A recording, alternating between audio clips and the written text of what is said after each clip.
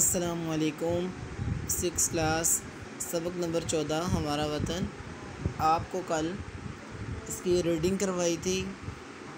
पूरी नज़्म के जो बंद हैं तमाम बंदों की आपको रीडिंग करवाई और साथ इसके जो अल्फाज मानी थे वो आपको लिखवाए थे और आपको ये कहा था कि आपने इन तमाम मानी को अपनी किताबों पर इसी तरह से लिखना है और फिर अपनी कॉपी पर लिखना है। तो एक बंद आपको साथ याद करने के लिए भी दिया था। मुझे उम्मीद है कि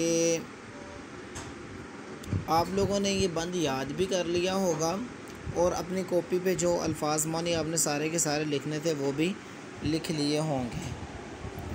अगर किसी का ये काम रहता है तो वो आज ये काम लिख ले, अल्फाज मानी और जो ग्रामर के रूल से वगैरह लिखना होता है वो आज काम कर लें।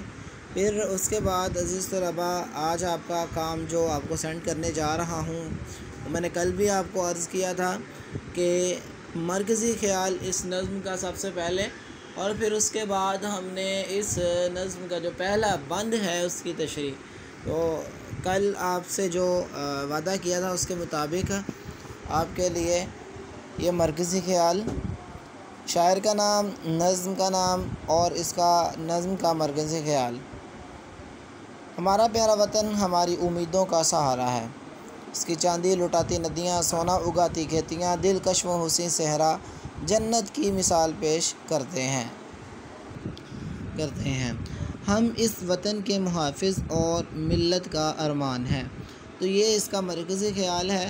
पूरी नज़्म में शायर ने इस प्यारे वतन की तारीफ़ें करते हुए जन्नत की इसको मिसाल पेश किया है और फिर आखिर पे इसके जो नौजवान मुहाफ़िज़ हैं उनका ज़िक्र किया है। तो वो मैंने इस नज़्म का जो मरकज़ी ख़याल बनाया है उसमें यही चीज़ें ऐड की हैं। सबसे पहले इस नज़्म के जो अंदर वतन की मोहब्बत और वतन की जो जन्नत जैसी नज़ीरें बयान की गई हैं, इसके हुस्न और इसकी तारीफ़ को जो लिखा है बंदों के अंदर, अशार के अंदर, मुख्तलिफ़ मिसरों के अंदर, उसको बयान करने की कोशिश की है और फिर इसकी मुहाफ़िज़त के लिए नौजवानों का, पासबानों का जो किरदार है उसको बयान करने की कोशिश की। तो ये 3 लाइनों पे ये आपने लिखना है, चौथी लाइन पे आपने मरकज़ी ख़याल नहीं लिखना। उसके बाद बंद नंबर 1 की तशरीह। तो बंद नंबर 1 है हमारे पास यहाँ पर, प्यारा प्यारा वतन है हमारा वतन, आरज़ुओं का दिलकश सहारा वतन, प्यारा प्यारा वतन है हमारा वतन। तो ये पहला बंद है, इसमें आरज़ुओं का दिलकश सहारा वतन। ये दूसरे बंद के अंदर बहुत ही जानदार बात की है। शायर ने कहा है कि हमारी जो तमन्नाएँ हैं, हमारी जो आरज़ुएँ हैं, हमारी जो ख्वाहिशात हैं वो सारी की सारी दिलकश सहारा वतन के, हमारा जो आसरा इसी वतन के साथ है। हमारी जो तमन्नाओं का आखिरी आसरा जो है वो यही वतन है। अगर हमें इस वतन से निकाल दिया तो इस दुनिया में हमें कौन पनाह देगा।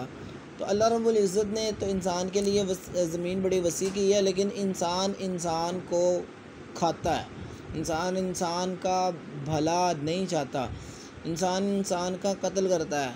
तो आप सोचें, अगर आपको पाकिस्तान से निकाल कर भारत भेज दिया जाए तो आपको कोई पनाह देगा? बिल्कुल नहीं। तो इसलिए अज़ीज़ तलबा, इस वतन के साथ मोहब्बत, ये जो वतन इस्लाम अल्लाह रसूल के नाम पे बना है, इसके साथ मोहब्बत हमारी ईमान की अलामत है। तो इस वतन के साथ प्यार, लगन लगाओ, हर तन मन धन चीज़, हर चीज़ वतन के लिए कुर्बान करना ये हम सब पर फ़र्ज़ है, लाज़मी है, वाजिब है। तो अज़ीज़ तलबा, इस बंद के अंदर जो बात बयान की गई है उम्मीद है आपको समझ आ गई होगी। अगर आपको नहीं अभी तक समझ आई तो आप आएँ, आज आपको इस की जो मैंने तशरीह लिखी है उसकी तरफ आपको ले चलते हैं। इस नज़्म के पहले बंद में शायर ने अपने वतन से अक़ीदत का इज़हार किया। अक़ीदत यानी मोहब्बत। शायर कहता है कि हमारा वतन हमारे ख्वाहिशों के ऐन मुताबिक है। यानी ऐसा नहीं है कि हम एक जंगल जैसी ज़िंदगी बसर कर रहे हैं, बल्कि नहीं, इंसान की जो भी ज़्यादा से ज़्यादा हमारी जो ख्वाहिश है, हाँ, हमारी ख्वाहिश के मुताबिक है। हमें यहाँ पे आज़ादी है, हमारे लिए यहाँ पर सहूलियात हैं। अल्लाह ताला ने हमारे लिए इस वतन की मिट्टी में हर तरह की नेमतें रख दी हैं। तो ये बात शायर कहना चाह रहे हैं ऐन मुताबिक ख्वाहिशों के।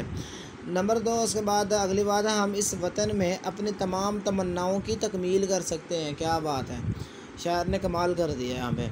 हम किसी के ग़ुलाम नहीं हैं। हमारे जो तख़य्युलात, ख़यालात, सोचें हैं, हमारे जो जज्बात हैं, ये किसी ने कैद नहीं कर रखे, बल्कि हम आज़ाद हैं। हम आज़ाद हैं, अपनी मर्ज़ी से बोल सकते हैं, अपनी मर्ज़ी से कोई भी सोशल मीडिया पर वीडियो भी डाल सकते हैं, अपनी मर्ज़ी से अपने ख़यालात का, जज्बात का इज़हार कर सकते हैं।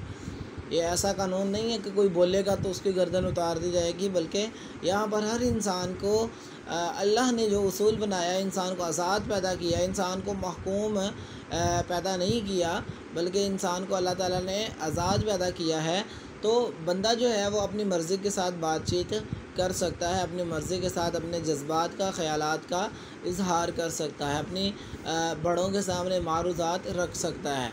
ऐसा नहीं है कि कोई किसी के सामने अर्ज़ नहीं कर सकता, बल्कि हाँ, बड़े प्यार तहम्मुल के साथ अपनी बात को पेश कर सकता है कि मुझे इस मसले से ये बात समझ आ रही है। तो इसमें हमारे वतन, इस प्यारे वतन पाकिस्तान के अंदर हमारे लिए ये बहुत बड़ी नेमत है कि हम आज़ाद हैं। उसके बाद हमारे ये सुंदर और दिलकश वतन हमारा है और हम सब इसी को अपना आखिरी आसरा, हम ज़बर आसीन रियलिज़ आसरा समझते हैं और इसी से प्यार करते हैं। यानी कि हम इसी को अपना आसरा समझते हैं। ऐसा नहीं है कि हम इसको लूट पार करके यहाँ से तो हम लंदन चले जाएंगे, हम बरतानिया चले जाएंगे, बल्कि नहीं, हमने इसके लिए हमेशा खैर व भलाई के ही काम करने हैं। हम छोटे हैं, बड़े हैं, हमने हर तरह से इस वतन को फ़ायदा पहुंचाने की कोशिश करनी है। अगर छोटे हैं तो हमें चाहिए कि हम अपने गली मोहल्ले को कम से कम साफ़ रख लें। वो कैसे? हम कूड़ा करकट अपनी गली में ना फेंकें, हम अपनी गली को साफ़ रखें। अगर हर घर वाला ये अपने घर का फ्रंट साफ़ रखना शुरू कर दे, जो गेट है, मेन गेट है, उसका बाहर वाला जो थोड़ा सा हिस्सा है उसको साफ़ रखना शुरू कर दे, तो आप सोचें पूरी गली साफ़ हो जाएगी। हर घर वाला अगर ये काम करेगा, जब पूरी गली साफ़ होगी तो इससे पूरे शहर और पूरा पाकिस्तान साफ़ सुथरा हो जाएगा। तो ये हमें आदत बनानी है कि इस वतन के लिए हमेशा हमने अच्छा करना है, अच्छा चाहना है। कभी हमने ट्रैफिक के कवानीन को नहीं तोड़ना, कभी हमने सिग्नल तोड़ के आगे नहीं गुजरना, बल्कि सुरख बत्ती पर हमने खड़े रहना है, येलो बत्ती पे भी हमने खड़े रहना है, ठीक है।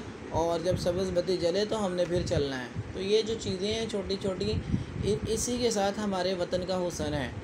अगर हम इस वतन के लिए भलाई और खैर खाई का काम अपनी अपनी जगह पे हर शख्स सिर्फ अपने तय शुरू कर दे, तो आप सोचें वो दिन दूर नहीं कि पूरे का पूरा पाकिस्तान एक जन्नत की मिसाल पेश करेगा। तो कोशिश इस चीज़ की करनी चाहिए कि हम दूसरों के अंदर शऊर बेदार करें, ख़ुद भी अमल करें सबसे पहले, और फिर दूसरों के अंदर शऊर बेदार करने की कोशिश करें। जब हर शख्स अपना अपना काम करता जाएगा तो सारे काम सीधे हो जाएंगे। अस्सलामु अलैकुम वरहमतुल्लाहि वबरकातुहू।